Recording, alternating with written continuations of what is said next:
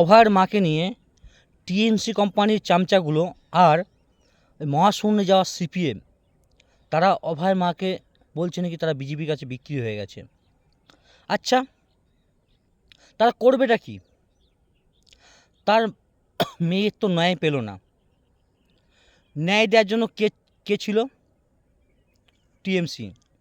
যে ভিকটিমকে মেরেছে, যে অভয়কে মেরেছে, সে কী করে ন্যায় দেবে? একটা কর্মরত অবস্থায় হসপিটালের মধ্যে একটা জলজান্ত মহিলা মারা যাচ্ছে, কেউ জানতে পারেনি?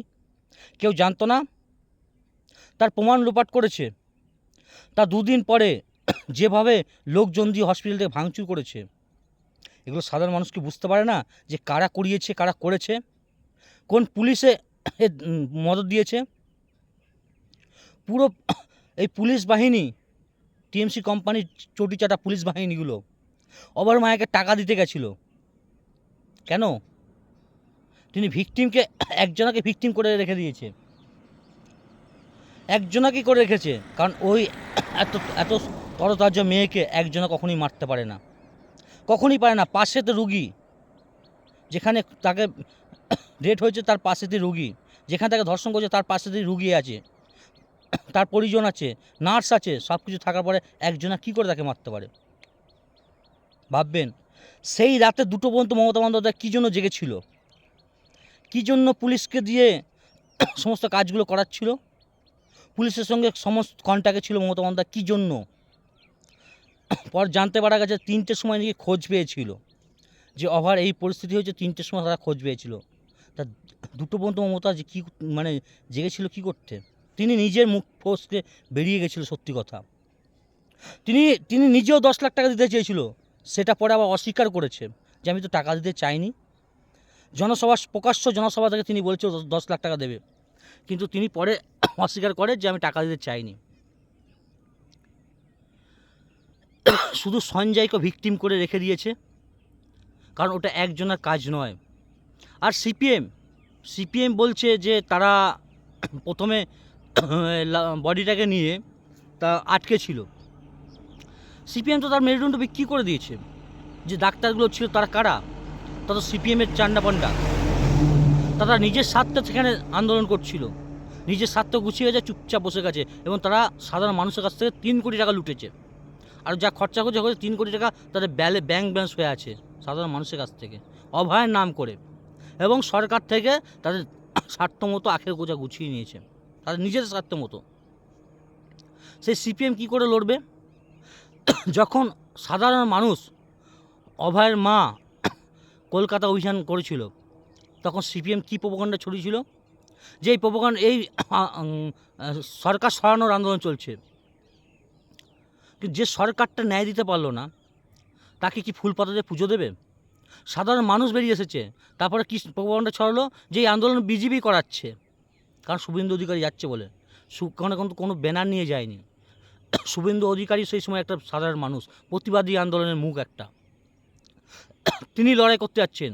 এবং সিপিএম এখানে কিন্তু আন্দোলনটাকে ছোট করে দিয়েছিল। সেই সিপিএমকে ভরসা করবো ভয়ের মা বাবা? আর এখানে সিবিআইডি কথা বলছেন, সিবিআইডি ন্যায় দিতে পারলো না। সিবিআইডি কিছু করে না, সিবিআইডি যেটা দেওয়ার সেটা দিয়ে দিয়েছে রিপোর্ট। এখানে সমস্ত কিছু লুট করেছে, সেই রিপোর্টটা দিয়েছে, সমস্ত প্রমাণ শেষ করে দিয়েছে, সেসব সব রিপোর্ট দিয়েছে কোর্টের কাছে। আর সব থেকে আমাদের সংবিধান হচ্ছে ঘাটিয়া, যেখানে সুপ্রিম কোর্টে 5 কোটির উপরে কেস পেন্ডিং থাকে, সেই সংবিধানকে কি ভরসা করা যায়? কি করে এক দেশের মধ্যে 5 কোটি কেস পেন্ডিং থাকে? সেই কেসগুলো কবে ফয়সালা করবে? দিন দিন তো আরও বেড়ে যাবে। সেই সংবিধানকে ভরসা করছেন? আমাদের এখানে ন্যায় পেতে গেলে 3 পুরুষ চলে যায়। এখানে আমাদের ভারতবর্ষে ন্যায় পেতে গেলে 3 পুরুষ চলে যায়। তাই আপনারা কী করে ভাবলেন যে এই কোর্টে এত তাড়াতাড়ি ন্যায় চলে আসবে? আর ইডি সিবিআইকে দোষ দিলেই হয়ে যাবে? ইডি সিবিআইকে দোষ দিলেই হয়ে যাবে? ইডি সিবিআই তার যেটুকু কাজ তিনি করে দেখিয়ে দিয়েছে, সেটা এরপরে কোর্টের কাজ। কোর্ট যদি হাত খুলে দেয় ইডি সিবিআইকে, এবং যদি কোর্টে যদি প্রেশার দেয় ইডি সিবিআইকে, ইডি সিবিআই করতে বাধ্য, কিন্তু সেটা কোর্ট করেনি।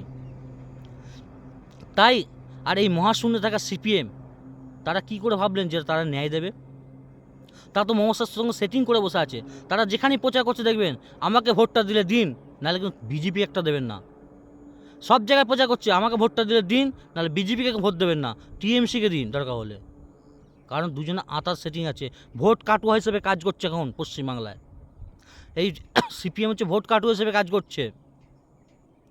ভাববেন একবার অভয়ের মায়ের উপরে বেলেম লাগানোকে নিজের উপরে আগে চিন্তা ভাবনা করে দেখবেন। যে মহিলা এখনও পর্যন্ত মাথায় চিরুনি দেয়নি, যে মহিলা এখনও পর্যন্ত ঠিক করে বিন্দি লাগায় না, আর তার উপরে আপনারা বেলেম দিচ্ছেন। যার একটা মহিলা, একটা মেয়ে ছিল, সর্বস্ব শেষ চলে গেছে, তিনি বিজেপির কাছে বিক্রি হয়ে গেছে। তিনি ন্যায়ের জন্য ছুটে বেড়াচ্ছে, তিনি ন্যায়ের জন্য ছুটে বেড়াচ্ছে। সব কিছুর মূলে হচ্ছে এই মহিলা, ওই নবান্নে থাকা, কালীঘাটে থাকা ওই মহিলা।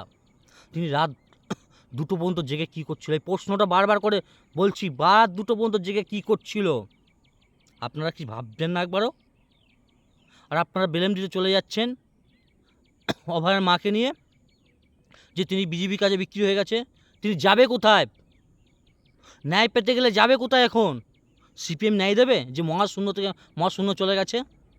তিনি ন্যায় দিতে পারবে কখনো? কোনো দিন পারবে না। পারলে বিজেপিই পারবে। তাই তিনি ঠিক জায়গাতে গেছে এবং ঠিক জায়গা থেকে লড়াই করছে। এরপরে যদি তিনি ন্যায় না পায় ভোটে জেতার পরে, তখন আপনারা বেলেম লাগাতে পারেন।